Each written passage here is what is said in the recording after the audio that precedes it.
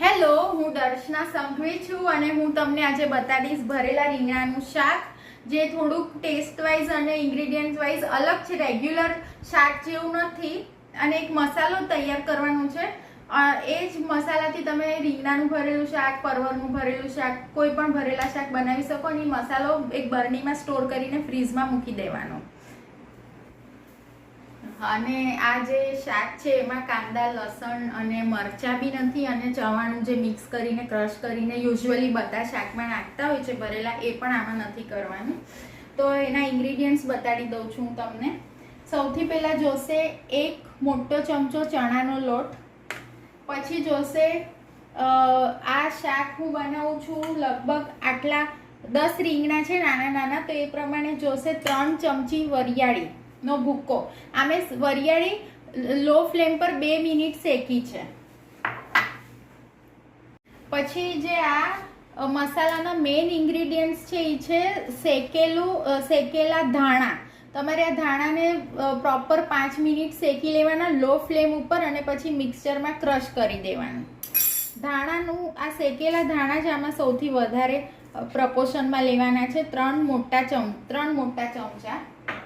અને પછી લેવાનું છે આ શેકેલા સિંગનો ભૂક્કો, એ લેવાનો છે બે મોટા ચમચા.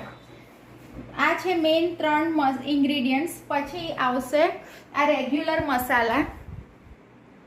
પછી જોશે આ રેગ્યુલર મસાલા, જેમાં જોશે હિંગ, ધાણા જીરું, લાલ મરચું અને હળદર, બસ. અને પછી જોશે આ કોથમીર લેશું, અને તેલ જોશે 3-4 ચમચા તેલ જોશે, અને મીઠું. બસ આટલો જ મસાલો છે આ શાકનો. અને હવે આપણે આ સ્ટાર્ટ કરીએ બનાવવાનું. ચલો, તો હવે આપણે મસાલા મિક્સ કરી લઈએ. એક મોટો ચમચો ચણાનો લોટ લીધો. પછી લીધી 2 ચમચી શેકેલી વરિયાળીનો ભૂક્કો, 3 મોટા ચમચા શેકેલા ધાણા ક્રશ કરેલા, અને 2 મોટા ચમચા સિંગનો ભૂક્કો, એ પણ ક્રશ કરેલો. પછી આપણે આમાં નાખશું તેલ 3 થી 4 ચમચી. પછી લેશું હળદર 1 નાની ચમચી, લાલ મરચું પાવડર 1 મોટી ચમચી, અને આ ધાણા જીરું લેશું 1 મોટી ચમચી, અને હિંગ, અને મીઠું સ્વાદ અનુસાર. બસ હવે આપણે આને આવી રીતે મિક્સ કરશું, અને એમાં છે ને આ ચોપ્ડ કોથમીર બી એડ કરી દેવાની, અને એકદમ બરાબરથી આ મસાલો મિલાવી લેવાનો. આપણે આ શાક બનાવવા માટે સૌથી પહેલાં એક પેનમાં લેવાનું છે. બસ આટલું જ. પાણી થોડુંક ઓછું લેવાનું, કારણ કે ઉકળ પછી વધારે લેશો ને તો તમારે ખૂબ ઉકાળવું પડશે, એટલે થોડું ઓછું લેવાનું. અને એમાં નાખવાનું, આ પાણીમાં જ નાખી દેવાનું છે 2 ચમચી જેવું તેલ. અને હવે આવી રીતે આપણે આ રીંગણાનું શાક ભરતા જવાનું, આવી રીતે ભરતા જવાનું, અને આ ઉકળતા આમાં એડ કરતા જવાનું, એક આમાં એડ કરતા જવાનું.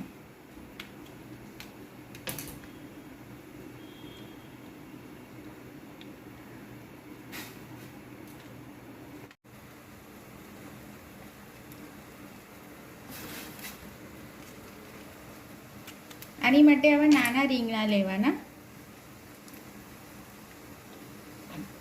તો જો આ આવી રીતે બધા જ રીંગણા મેં પાણીમાં એક રીંગણું ભરીને ઉકળતા પાણીમાં એડ કરી દીધું છે. હવે રીંગણા સોફ્ટ થઈ જાય ને એટલે આપણે જે આ મસાલો બનાવ્યો છે એ ઉપરથી આ શાકમાં ભભરાવી દેવાનો. હવે જો આ ફ્લેમ છે ને તમારે મીડિયમ કરી દેવાની, અને આને ઢાંકી દેવાનું. બસ હવે 5 થી 10 મિનિટ પછી રીંગણા બધા સોફ્ટ થઈ જશે, એટલે આપણે શાક થઈ ગયું. એટલે એક જે મસાલો બનાવવાનો છે ને એ ચણાનો લોટ લેવાનો, પછી શીંગનો ભૂક્કો, શેકેલા ધાણાનો ભૂક્કો, અને શેકેલી વરિયાળીનો ભૂક્કો.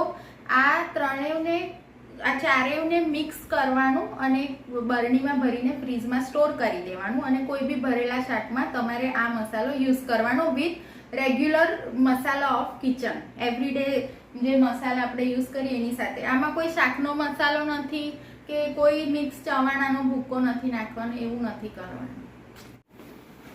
હવે આપણે વચ્ચે ચેક કરી લઈએ કે રીંગણા સોફ્ટ થયા છે.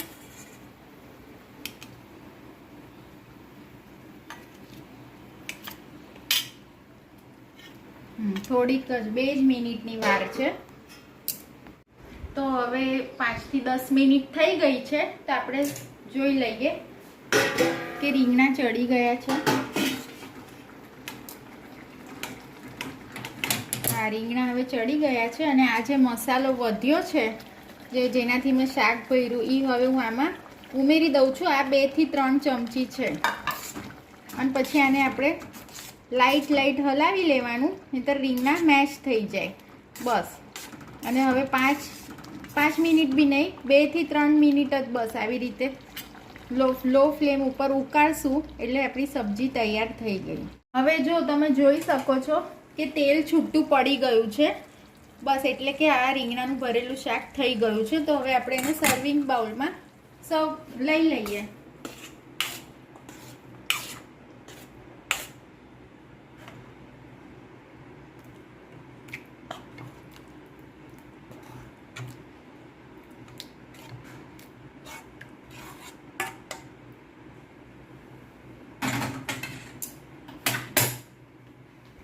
તો આ છે મારું ભરેલા રીંગણાનું શાક.